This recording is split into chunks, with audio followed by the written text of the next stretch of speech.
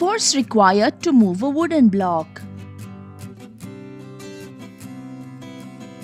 Newton's second law of motion is one of the three laws of motion published by Sir Isaac Newton in 1687. The law explains the interaction of forces and objects and the way in which the motion of an object is affected by force. Newton's second law of motion can be formally stated as: the acceleration of an object as produced by a net force is directly proportional to the magnitude of the net force in the same direction as the net force and inversely proportional to the mass of the object. That is, an object of mass m subject to an unbalanced force F will have an acceleration a in the direction of the force. For a given mass, the acceleration of the object will be larger for a larger unbalanced force. To achieve a given acceleration, the force required will be larger for an object with more mass.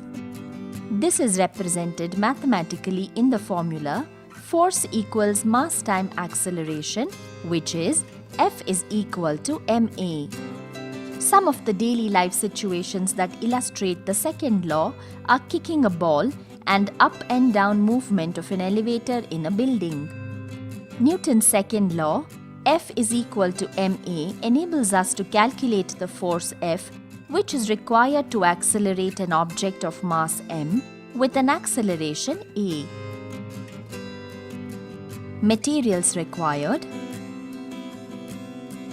a block of wood, spring balance.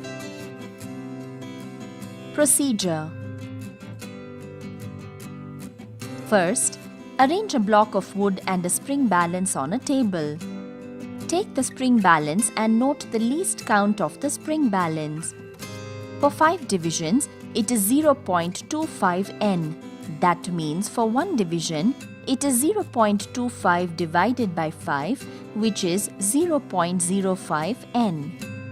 Now, fasten the spring balance to the block of wood. Then, pull the spring balance. As the spring balance is pulled at a particular force, the wooden block just starts to move. Note the force in the spring balance. It is found that as the mass increases, the force required to move the block also increases. Thus, we have learned Newton's second law, which states an object of mass m subject to an unbalanced force F will have a constant acceleration a in the direction of the force. This is represented mathematically as F is equal to ma. We also observed that for a constant acceleration of an object, the unbalanced force applied will be directly proportional to the mass of the object. For objects with larger mass, we need to apply a larger unbalanced force to get the same acceleration.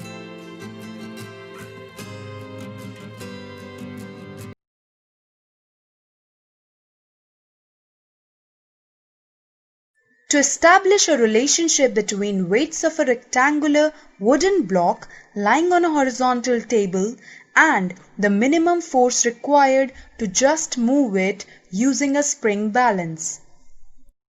According to Newton's second law of motion, the force acting on a body is directly proportional to the product of the mass of the body and the acceleration produced in the body by the application of the force.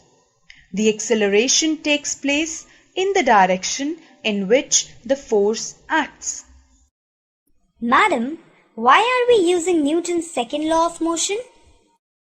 Newton's second law of motion precisely explains the relationship between force and acceleration. Suppose a body of mass m is moving by the application of a force F, then the produced acceleration a will be directly proportional to the applied force. When an object slides on a surface, the force of friction occurs. This force of friction opposes the motion. The force of friction depends on the surface of contact. The object can move or slide on another surface only if the applied force is greater than the force of friction. The minimum force required to slide the object over the surface is called limiting force of friction. A spring balance can be used to measure the force required to move the object or the limiting force of friction. Let's do an experiment to establish a relationship between weights of a rectangular wooden block lying on a horizontal table and the minimum force required to just move it using a spring balance. Our aim here is to establish relationship between the weight of a rectangular wooden block lying on a horizontal table and the minimum force required to just move it using a spring balance. The materials required are a rectangular wooden block with a hook, a table, thread, and a spring balance. Procedure: ensure that the tabletop is kept horizontally.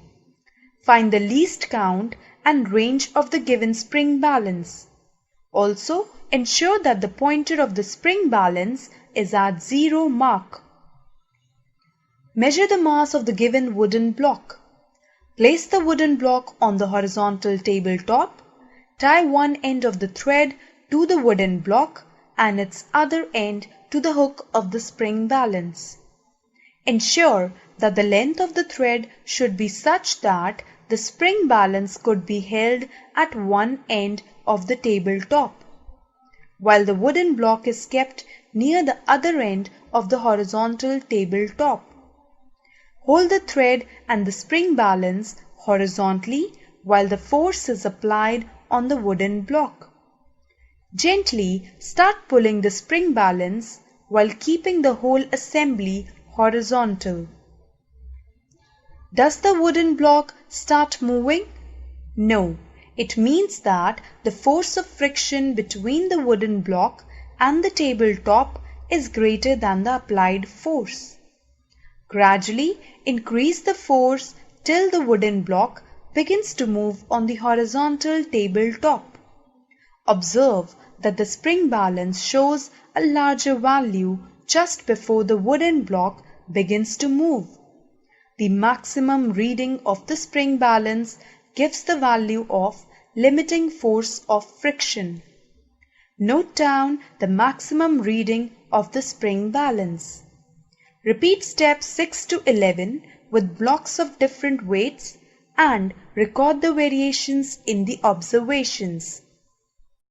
Observations: least count of the spring balance is equal to x gram weight or x kilogram weight.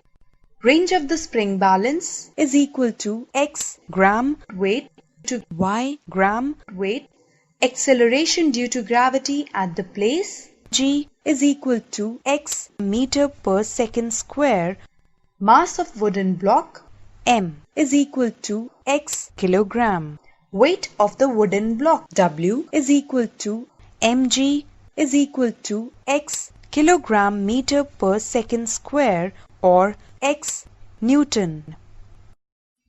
Result: the minimum force required to slide the given wooden block on the horizontal tabletop, called the force of limiting friction, is x Newton. The body starts moving in the direction of force applied when the applied force is greater than the force of friction. Precautions: the zero error of spring balance should be considered. The table should be smooth and horizontal. The thread used should be inextensible.